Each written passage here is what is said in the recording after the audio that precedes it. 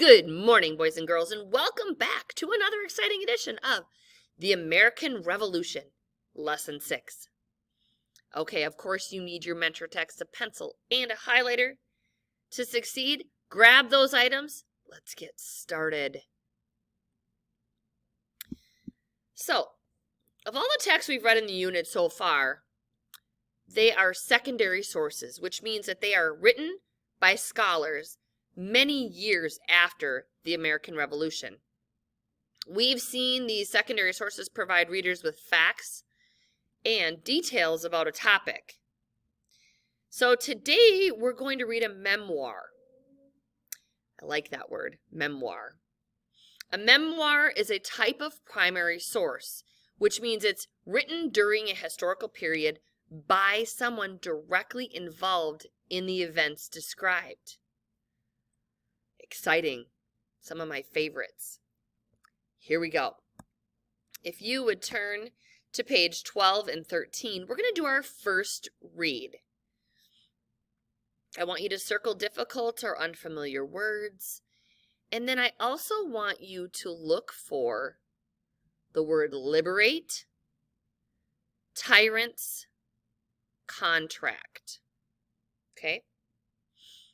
The Banners of Freedom, from the Memoirs of Boireau Brinch. While the war for American independence was seen as a struggle for liberty, many who actually fought in the war were not free. Thousands of enslaved African Americans fought on both sides of the conflict. The following passage is taken from the memoir of an enslaved African American who served in the Connecticut militia. When this lady, Miss Stiles, died, I was made the property of her son, Benjamin Stiles. About 4 years after her death, her two sons, Benjamin and David, were drafted to fight in the Revolution. I also entered the Banners of Freedom. Alas, poor African slave to liberate freemen, my tyrants. I belonged to one Captain Baker's company when the attack was made upon us at Hackensack, New Jersey. I was on the flank, and the charge was made there. We gave them a warmer salute and lost many brave Yankee boys. Our battalion was charged by their light horse, and we chased them back with our bayonets. I was in the battles at White Plains, Monmouth, Princeton, Newark, Frog's Point, and Horseneck, where I had a ball pass through my knapsack. At last we returned to West Point and were discharged as the war was over. Thus I, a slave for 5 years, fighting for liberty. After we were disbanded, I returned to my old master at Woodbury, Connecticut, with whom I lived 1 year. My services in the American War emancipated me from further slavery and from being bartered or sold.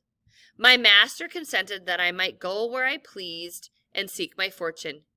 Hearing flattering accounts of the new state of Vermont, I left Woodbury and traveled as far as the town of Lenox in Massachusetts, where for the first time I made a bargain as a freeman for labor.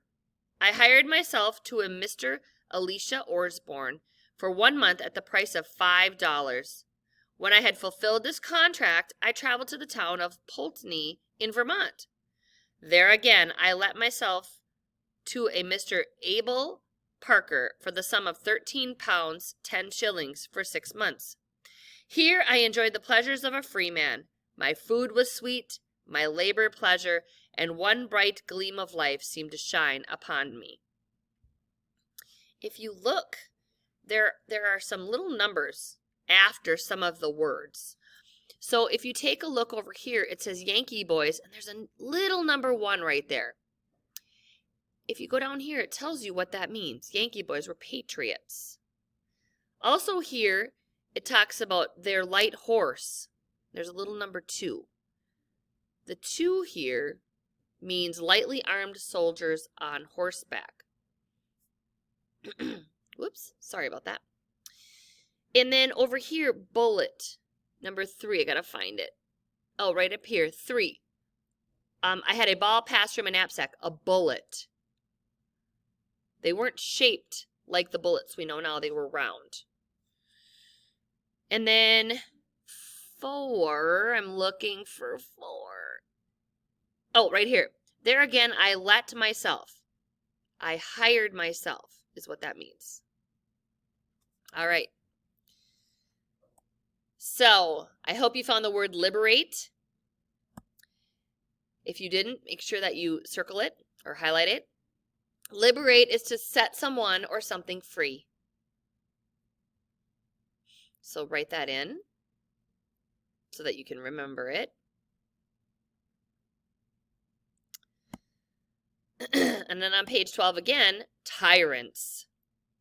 Tyrants are people who use power in a cruel way. Okay, so what he's saying there, poor African slave, to liberate free men, my tyrants. So he's going to help to set someone free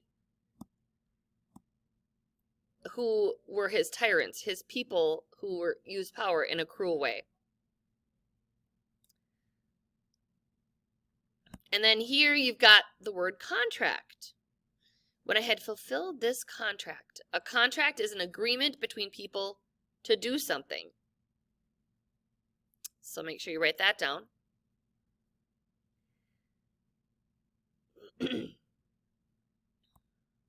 All right. So our learning goals today are I can recognize the structure and characteristics of a memoir. I can identify and analyze first-person point of view in a memoir. And I can understand that a memoir can be a primary source. And I always think that reading a memoir is so much more interesting because it's by people who lived through an experience back in history. All right. So some features of a memoir are that it recounts the author's memories of a specific event in time.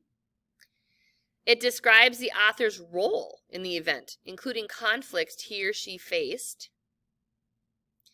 It includes the author's thoughts and feelings about the text. It's written in first person. And it provides information about historical events from someone who actually experienced them firsthand, which means that was a primary source. Oh. All right, so Boireru Brinch, and I don't even know if I'm saying that properly, was an enslaved African American who served in the Connecticut militia. So right there, it identifies the writer and how he was a part of this. There's the word I, another I, my. That tells you, as you already know, that that's first person point of view. And, excuse me, drafted to fight in the Revolution, also entered the banners of freedom. It describes the writer's role in this event or conflict in this event.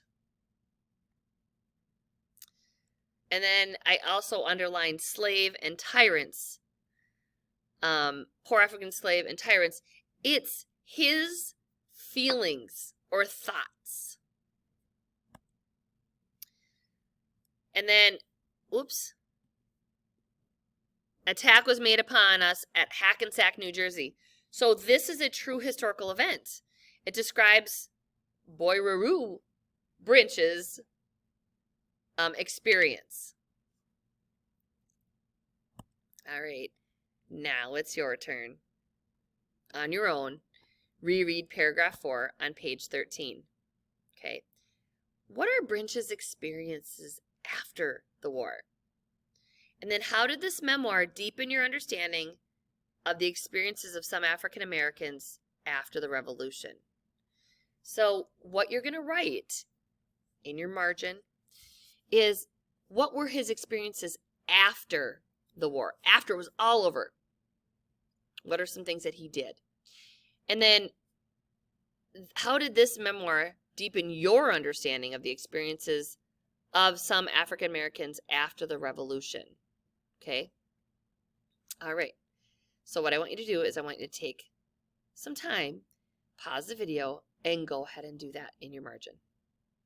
Okay, make sure that you highlight or circle memoir features.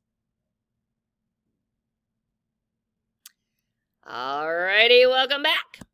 Okay, so I have underlined my services in the American War emancipated me from further slavery and from being bartered or sold. All right, it released him from being enslaved anymore or from being sold. Okay? It's a true historical event. It's describing his experiences. And then I have circled my, I, and I again to show that that this is a memoir. So I annotated memoir features. So it's first person point of view. And down at the bottom, I highlighted one of his experiences.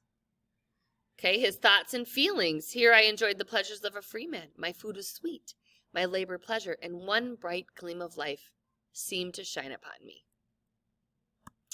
All right, are you a 4, a 3, a 2, or a 1? Can you recognize the structure and characteristics of a memoir? I can identify and analyze first-person point of view in a memoir. I can understand that a memoir can be a primary source. Rate yourself, and I will see you again tomorrow.